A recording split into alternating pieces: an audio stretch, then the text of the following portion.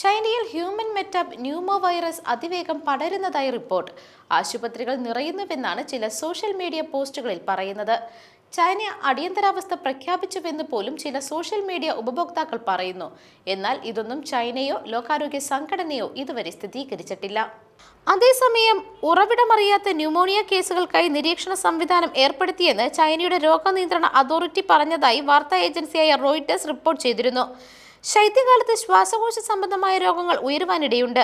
ശ്വസന സംബന്ധമായ രോഗങ്ങൾ ഡിസംബർ 16 മുതൽ 22 വരെയുള്ള വാരത്തിൽ ഉയർന്നതായി ചൈന സ്ഥിരീകരിക്കുന്നുമുണ്ട്. എന്നാൽ അത് HMPV ആണെന്ന് ചൈന സ്ഥിരീകരിച്ചിട്ടില്ല. ശ്വാസകോശത്തെ ബാധിക്കുന്ന അണുബാധയാണ് HMPV. എല്ലാ പ്രായത്തിലുമുള്ള ആളുകളെയും വൈറസ് ബാധിക്കുമെങ്കിലും ചെറിയ കുട്ടികൾ, പ്രായമായവർ, പ്രതിരോധശേഷി കുറഞ്ഞവർ എന്നിവരെയാണ് ഈ വൈറസ് കൂടുതലായി ബാധിക്കുക എന്നതാണ് ലോകാരോഗ്യ സംഘടനയുടെ റിപ്പോർട്ട്. 2001 HMPV വൈറസ് ആദ്യമായി കണ്ടെത്തുന്നത്. ചുമ, പനി, ശ്വാസമുട്ടൽ എന്നിവയാണ് ഇതിന്റെ പ്രധാനപ്പെട്ട ലക്ഷണങ്ങളെന്നാണ് വിദഗ്ധർ പറയുന്നത്.